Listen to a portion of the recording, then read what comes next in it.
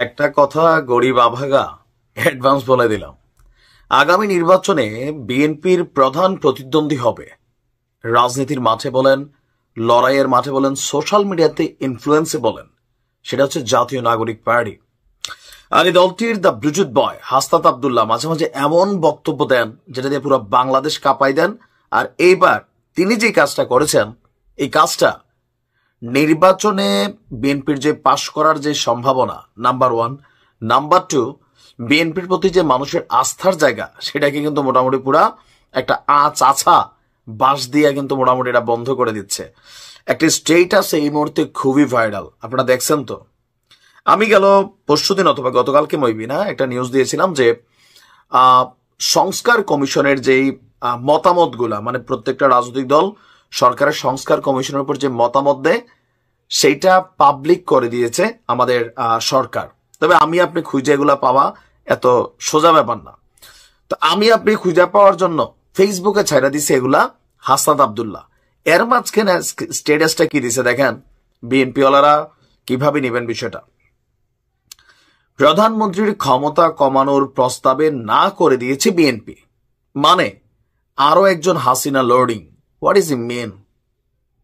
হাসনাত আব্দুল্লাহ কি বুঝাতে চাচ্ছেন যে খালেদা জি আগামী দিনের শেখ হাসিনা হতে যাচ্ছেন?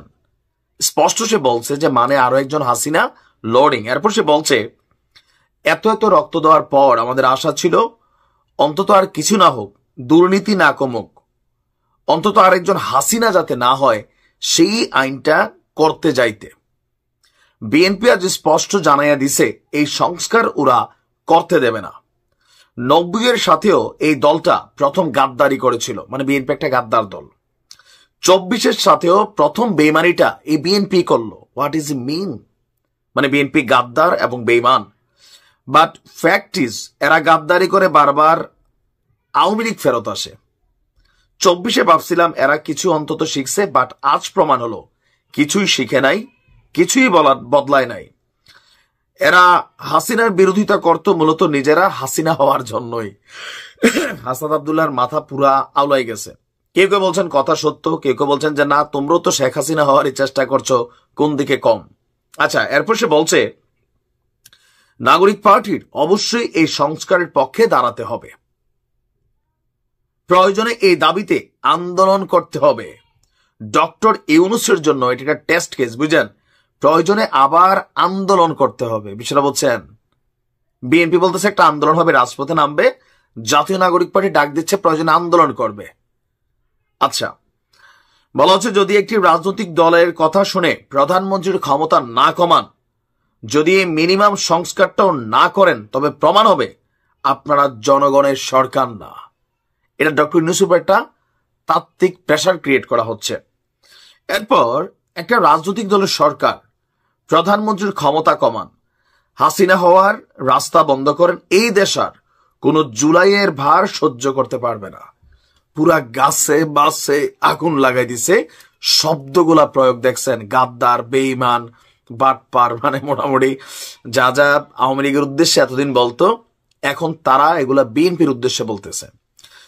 তো এখানে অনেকেরই বক্তব্য যে নির্বাচনটা দিতে সমস্যা কোথায়?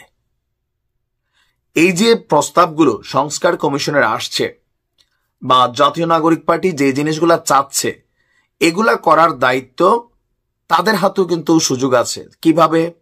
প্রথমত নির্বাচনের মাধ্যমে তারা যদি পাশ কইরা রাষ্ট্র ক্ষমতায় যায়, নাসিরুদ্দিন পাটোয়ারি তো গ্যারান্টি দিছে ওরা নাকি ক্ষমতায় চলে যাবে, জাতীয় নাগরিক পার্টি। দেন নির্বাচনী ইশতেহারে আপনারা এটা জনগণের কাছে পৌঁছান যে জাতীয় নাগরিক পার্টি গেলে এই করবে, বিএনপি গেলে এই করবে, তারা এটা বলতেছে। তো নির্বাচন দিয়া আপনারা পার্লামেন্টে যান, দেন যা যা দরকার সংস্কার সব করেন। এটা বিএনপির বক্তব্য। ভোটের কেন আপনারা হইতে দেন না? নিজেদের দল গোছানোর জন্য। এখনো কোন দল রাজনৈতিকভাবে তাদের প্রার্থী নিশ্চিত করে নাই, লোকাল এলাকাতে প্রচার প্রচারণা দেয় নাই, কিন্তু জাতীয় নাগরিক পার্টি এই ঈদকে কেন্দ্র করে তাদের নেতাকর্মীরা টোটাল নির্বাচনমুখী প্রচারণা দিচ্ছে। বিএনপি সম্পর্কে এই গুরুতর বিস্ফোরক অভিযোগ বিএনপি কিভাবে দেখবে? দেখা যাক এটার রিয়াকশন কি আসে। অনেকদিন মিস করতেছিলাম এই মানুষটারে, কারণ টেলিভিশন সেটের সামনে এসে টানা কে কতক্ষণ মিথ্যা কথা বলতে পারে, যদি এই প্রতিযোগিতাটা দেওয়া হইতো তাহলে নিশ্চিত আমাদের হাসান মাহমুদ তিনি চ্যাম্পিয়ন হতেন। অবশ্য ওনার দোষ নাই। এটা কেন, আমাদের রাজনৈতিক দলগুলোর যিনি এই টাইপের মুখপাত্র হন, আপনাকে মিথ্যা কথার উপরে পিএইচডি করতে হবে, যে ক্যামেরার সামনে আপনি শুধু মিথ্যা বলবেন, বাস্তবে কি ঘটছে ডাজন্ট ফ্যাক্ট। তবে এই দৃশ্যপট আমরা কয়েকদিন পরে যেই সরকার ক্ষমতায় আসবে, ওই সরকারেরও যিনি গুরুত্বপূর্ণ মুখপাত্র থাকবেন, উনিও দেখবেন দলের পক্ষে মিথ্যাকে সত্য বানানোর জন্য সর্বোচ্চ যেই মানে থিওরি অথবা চাপ অথবা ডিগ্রি, ওই বিদ্যা অর্জন করে তিনি গণমাধ্যমের সামনে বসবেন আর ডাহা মিশা কথা কইবেন। তো যাই হোক, দীর্ঘদিন পর বাংলাদেশ আওয়ামী লীগের খুবই প্রভাবশালী একজন ব্যক্তিত্ব, একজন মন্ত্রী, একজন এমপি, আওয়ামী লীগের খুবই খাস লোক ডক্টর হাসান মাহমুদ, তিনি ভাইসা উঠছেন। 5ই আগস্টে শেখ হাসিনা সরকারের পতনের পর তিনি দেশ ছেড়ে গিয়েছিলেন, এটা নিয়ে গুজব ছিল। পরবর্তী সময় আমরা দেখলাম যে সত্যি তিনি দেশ ছেড়ে গেছেন, কিন্তু দীর্ঘদিন যাবৎ চেহারা টেহারা লুকাইয়া ঘুরলেও এই প্রথমবারের মতন প্রকাশ্যে ভেসে উঠেছেন হাসান মাহমুদ। কোথায়? এটা হচ্ছে আপনার লন্ডনে।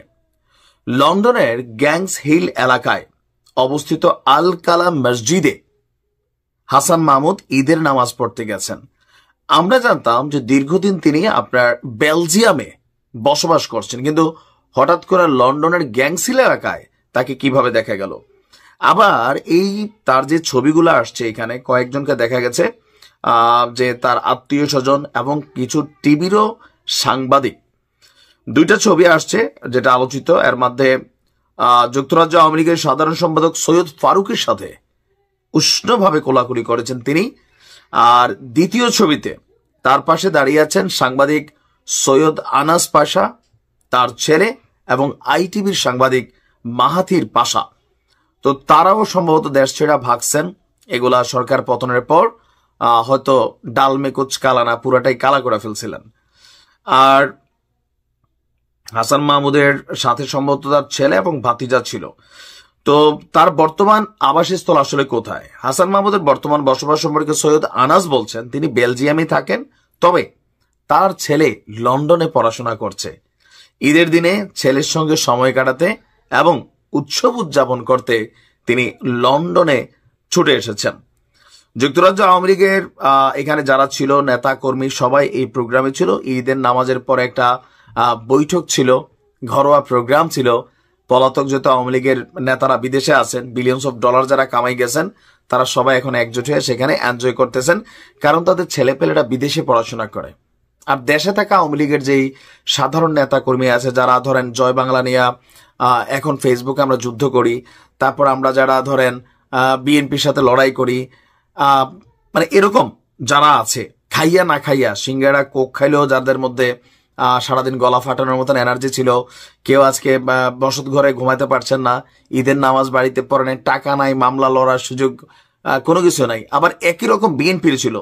বিএনপির মধ্যে আবার আমরা যারা ধরেন সিঙ্গারা কোক খাইতাম, তারপর নেতা বিদেশ থাকতো, স্ট্যাটাস দিত অথবা বার্তা পাঠাইতো, আমরা সেটাতে দৌড়াইতাম। তারপর দীর্ঘদিন পর ভাগ্য ভালো আওয়ামী লীগের পতন ঘটছে, এখন আবার আমরা মাঠঘাট দখলে ব্যস্ত হয়েছি, আবার ভবিষ্যতের জন্য জমাবো। এই খেলা চলবে, নেতারা না, নেতারা বিদেশ থাকবে। এখন দেখেন না বিএনপির অনেক নেতা রাজপথে, আমি আমার এলাকায় এমন অনেক নেতা কর্মীদের চিনি মামলা খাইছে, হামলা হয়েছে। এখন দল গঠন হয় নাই বা সরকার আসে নাই, কিন্তু এরা বাদ হাইব্রিডরা উইরা বিদেশ থেকে যাকে যাকে হেলিকপ্টার নিয়ে, প্রাডো নিয়ে ভাই সব দেশে নামতেছে বিএনপি নেতারা। আর বাঙালি গরিব ক্ষুধার্তরা ফুলের মালা, গেন্দা ফুলের মালা, বড় লোকের বেটারে তোর লম্বা লম্বা চুল, গেন্দা ফুলের মাথা লিয়ে করিব আকুল বা বেকুল, যাই হোক মিলাই নিয়ে এরকম ভাই ব্যস্ত হয়ে গেছি। সমস্যা নেই, আমরা গরিব বাঙালি ভুখা জাতি, আমরা নেতৃত্বের মধ্যে পয়সা চাই।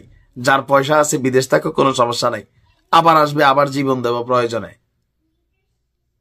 ভালো থাকুন, আসসালামু আলাইকুম।